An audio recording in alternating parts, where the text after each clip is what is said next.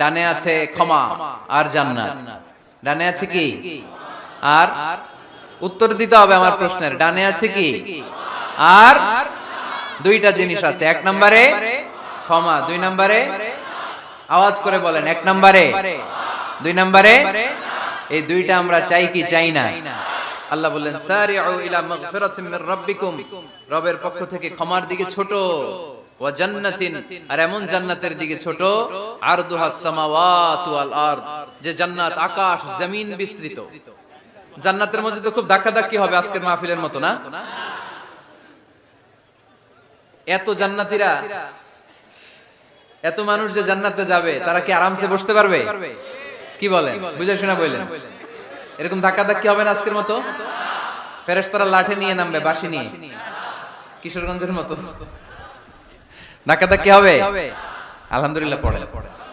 কোনো ধাক্কাধাক্কি নাই, কোনো ঠেলাঠেলি নাই, কোনো কিলাকিলি নাই, আছে খালি আরাম, আছে খালি